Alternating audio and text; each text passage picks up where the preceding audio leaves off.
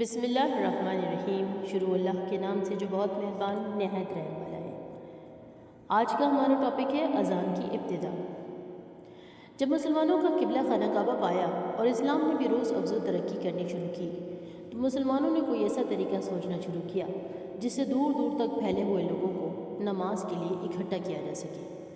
اذان کا حکم نازل ہونے سے پہلے رسول کریم صلی اللہ علیہ وسلم کا ایک منادی کسی اونچی جگہ پر کھڑے ہو کر بلند آواز سے یہ الفاظ کہتا، الصلاۃ جامعہ، نماز کھڑی ہونے کا وقت آ گیا ہے۔ یہ آواز سن کر لوگ نماز کے لیے مسجد میں جمع ہو جاتے۔ جب قبلہ بیت المقدس سے ہٹا کر خانہ کعبہ کی جانب کر دیا گیا تو مسلمانوں کو اس امر کا احساس پیدا ہوا کہ کوئی ایسا طریقہ ہونا چاہیے جس سے دور دور کے لوگ بآسانی نماز کے لیے جمع ہو سکیں۔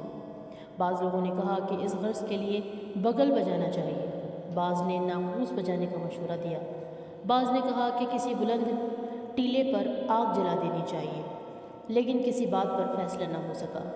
ایک صحابی عبداللہ بن زید خزرجی رضی اللہ تعالیٰ عنہ اسی فکر میں گھر پہنچے۔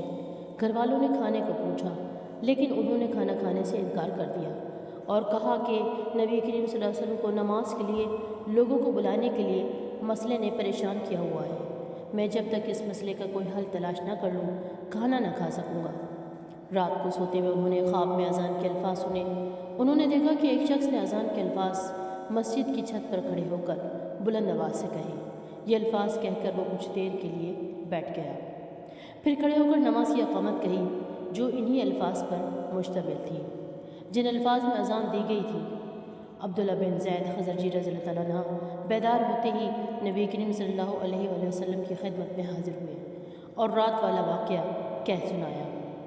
نبی کریم صلی اللہ علیہ وسلم نے فرمایا، تم بلال رضی اللہ تعالیٰ عنہ کے پاس جا کر انہیں یہ الفاظ یاد کروا دو، انہیں کہو کہ وہ ہر نماز کے وقت بآواز بلند یہ الفاظ دہرایا کریں۔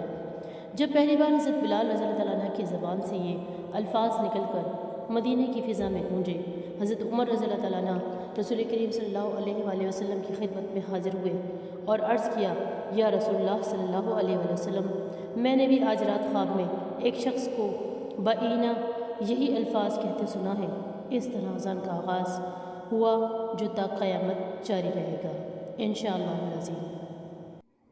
اللہ تعالیٰ سے دعا ہے کہ اللہ پاک ہم سب کی بھی سوچ، فکر، عقل سلیم صحابہ کرام کی طرح اللہ تعالیٰ ہمیں بننے کی توفیق عطا فرمائے۔ سبحانک اللہم و بحمدک، اشہد ان لا الہ الا انت، استغفرک و اتوب الیک۔